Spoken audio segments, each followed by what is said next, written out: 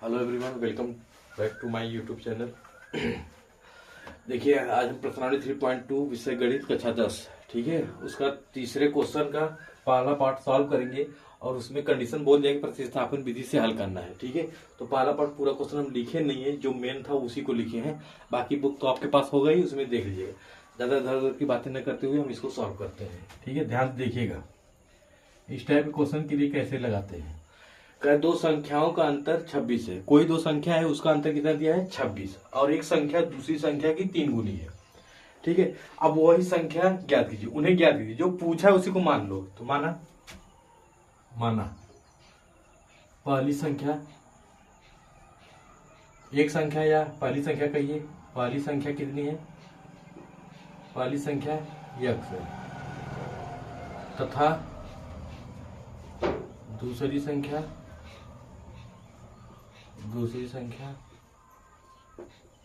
y।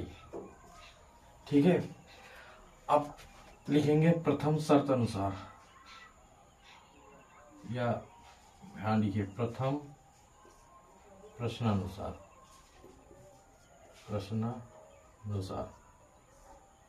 ठीक, मतलब पहली बार प्रश्न ने क्या कहा उसके अनुसार। कहा दो संख्या है, उनका अंतर 26 है। तो आपकी संख्या तो मिल गई ना। पहली संख्या क्या होगी x, दूसरी संख्या y। जो संख्या नहीं पता थी उन्हीं संख्या को हमने मान लिया, x और y। अभी इनका अंतर मतलब घटा देना है। x में से y घटा दीजिए तो कितना मिल जाता है 26। ये सबका नंबर 1 हो गया। ठीक है, संख्याओं का अंतर मतलब पहली संख्या माइनस दूसरी संख्या बराबर 26। अब द्वितीय प्रश्नानुसार, मतलब दूसरे कंडीशन में क्या बोला है?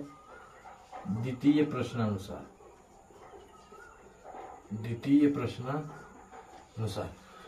में क्या बोला है? एक संख्या दूसरी संख्या की 3 गुनी है। अच्छा, पहले इन दोनों संख्याओं को हम बराबर लिख दे रहे हैं। ठीक है, अब ये जो पहली संख्या है इस दूसरी संख्या की क्या है?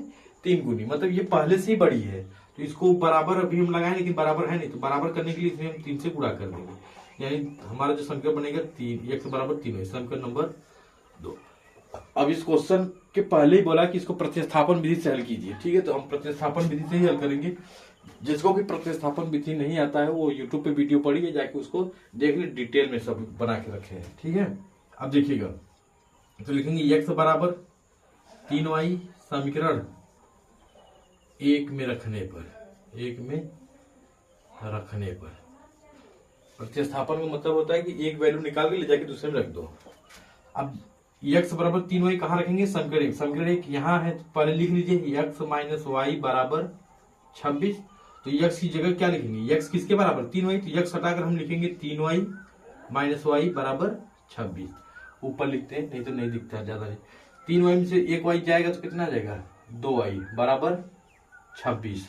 y का मान निकालिए, तो 26/2, 2 1 कम 2 13। तो y बराबर कितना आ गया? 13, ये आ गया। अब ये y का मान उठा के चाहे 2 में रख दो चाहे 3 में, 2 में रख दो, सस्ता पड़ेगा। तो y बराबर 13 समीकरण 2 में रखने पर सस्ता पड़ेगा, मतलब आसान है। और क्या, x बराबर कितना लिखा? 3y।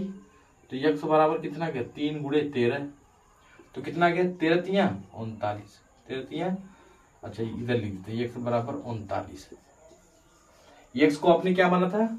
पहली संख्या। x को आपने क्या माना? पहली संख्या। तो इधर लिख दीजिए पहली संख्या कितनी आ गई? पहली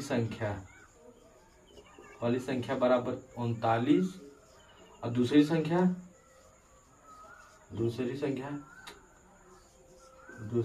क्या है? बराबर 13। दूसरी संख्या क्या है? 13। ठीक है, ये आंसर हो गया। कोई भी डाउट होगा कमेंट बॉक्स में कमेंट करिएगा, या फिर वीडियो को फिर से देख लीजिएगा, आपका सारा डाउट क्लियर हो जाएगा। ठीक, इसके साथ लीजिए, हम दूसरा क्वेश्चन सॉल्व करें।